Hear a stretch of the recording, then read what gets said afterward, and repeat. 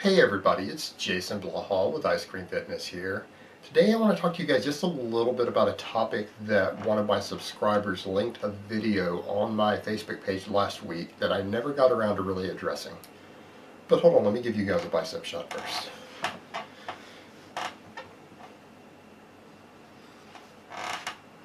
Okay, that topic is about myostatin and the inhibition of myostatin through either drugs or supplements.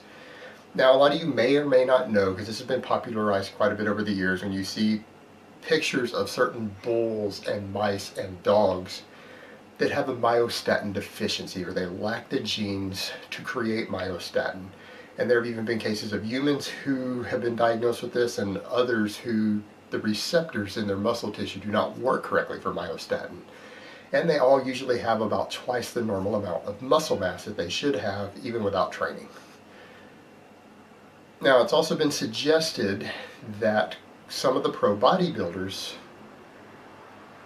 of our era have this problem, and I think Flex Wheeler is one who supposedly they tested him and he lacks it, which might explain why someone like Flex Wheeler responds so well to drugs. He gains muscle far faster than other people seem to on drugs, and he never really trained hard. If you watched his training, I see plenty of skinny kids who don't gain very much muscle in their first year training 5 times harder than him.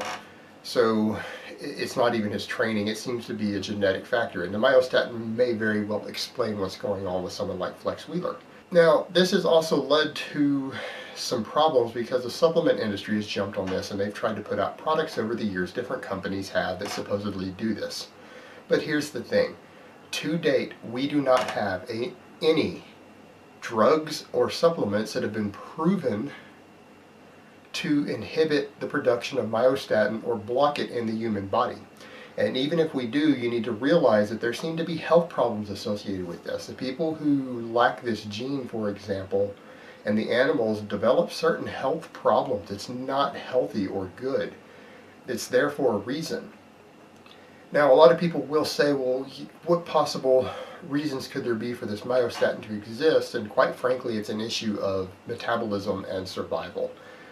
All throughout known history and even beyond that, we know that there have been scarcity, and it is a struggle for survival, a struggle for the ability to consume enough food for any species or individuals in that species to survive. And if you're gaining a lot of muscle mass for no reason, then you're setting yourself up for potential starvation.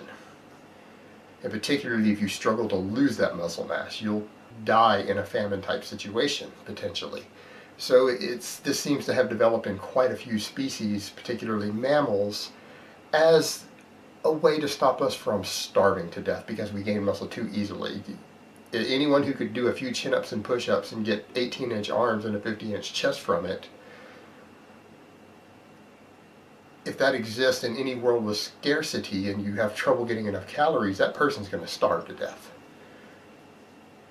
So that is really what's going on with it, but there are other things associated with it, potential heart defects and other non-skeletal muscle issues. So even if we could inhibit it, there are a whole host of problems around it. So it's something to really be leery of. We don't understand enough about the consequences of it yet. Now, I would suggest personally, with what I've seen in various drugs and how they work and how the benefits work, I would say the best way that someone could go about developing something for this wouldn't be to inhibit the production of myostatin, and it wouldn't be to completely block myostatin. It would be a tissue selective receptor modulator of some type, which means you would develop a product that blocks the myostatin receptors specifically in muscle tissue or partially blocks them without affecting other tissues in the body. And that would be the best way to reduce possible negative side effects and health problems and other things associated with this, if they could develop a product specifically just to do that and not to do these other things that might block it in other tissue or stop the production of it itself. Now, and it's also important to consider that this would give people a huge advantage. It would put them on par with people with the most elite genetics for gaining muscle in theory. it would allow the average Joe to do that, and therefore it's going to be considered cheating in sports because it lets you be as good as somebody who has better genetics, who also didn't work to get those genetics. But